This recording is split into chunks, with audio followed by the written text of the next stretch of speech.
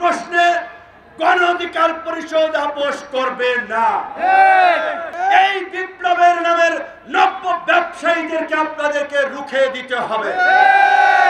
এখন আবার এই যে আমাদের গণ অভ্যুত্থানের আমরা যারা অংশীদার, যারা চেতনার কথা বলি, বিপ্লবী দাবি করি, তারা অনেকে কিন্তু দল ভারী করতে এই সমস্ত চেয়ারম্যান মেয়র তাদেরকে কিন্তু শেল্টার দিচ্ছে। এই অপারেশন ডেভিল হান্ট কিংবা এই যে বিভিন্ন ভাবে যারা গ্রেপ্তার হচ্ছে, খোঁজ নিয়ে দেখেন থানায় কারা ছাড়াতে যাচ্ছে। এমনকি এদের মামলাগুলো জামিনের জন্য কোর্টে কারা দাঁড়াচ্ছে। আন্দোলন সংগ্রাম করেছি, জীবন দিয়ে রক্ত ঝরিয়েছি, জেল খেটেছি। বিপ্লবের পরে নানান সুবিধাবাদী সুবিধাভোগী বিপ্লবী তৈরি হয়েছে। কেউ কোর্টে ব্যবসা করছে, কেউ থানায় ব্যবসা করছে, কেউ ইউএন অফিসে ব্যবসা করছে, কেউ ডিসি অফিসে ব্যবসা করছে। এই বিপ্লবের নামের নব্য ব্যবসায়ীদেরকে আপনাদেরকে রুখে দিতে হবে। এই দেশের একমাত্র রাজনৈতিক দল গণ অধিকার পরিষদ, যারা কোন সরকারি সুবিধা, গোয়েন্দা সংস্থার প্রেসক্রিপশন, বিদেশি মিশনের পরামর্শে তৈরি হয় নাই।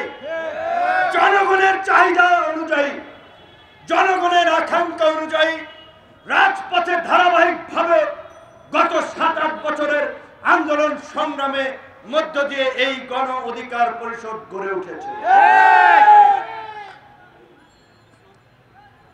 কাজে আমরা মনে করি আজকে জন আকাঙ্ক্ষা পূরণে এই ভাওতাবাজি এবং ভণ্ডামির রাজনীতির মুখোশ উন্মোচন করার জন্য এবং ফ্যাসিবাদী শক্তি নির্মূল না হওয়া পর্যন্ত গণ অধিকার পরিষদকে কোটি মানুষের আস্থার ভালোবাসায় 11 বারের মতো দেশের 1 নম্বর রেফ্রিজারেটর ব্র্যান্ড ওয়ালটন রাজপথে সোচ্চার ভূমিকা পালন করতে হবে।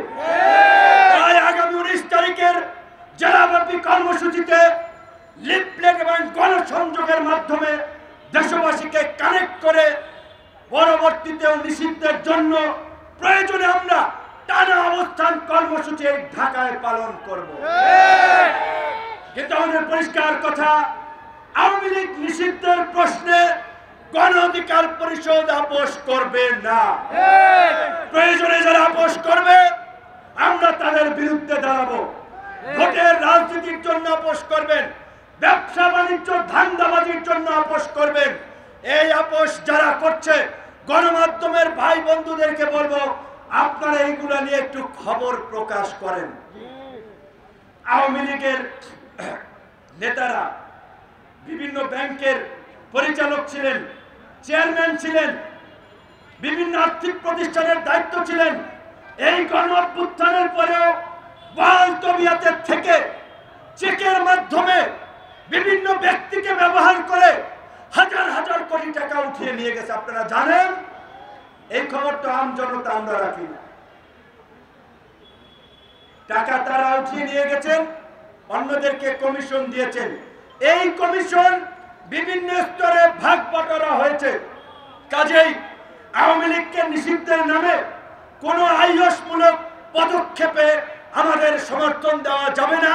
আমাদের অবস্থান হচ্ছে আওয়ামী লীগ নিষিদ্ধ না হওয়া পর্যন্ত গণ অধিকার পরিষদ সারা দেশে আন্দোলনের পাশাপাশি রাজপথের কর্মসূচিতে থাকবে।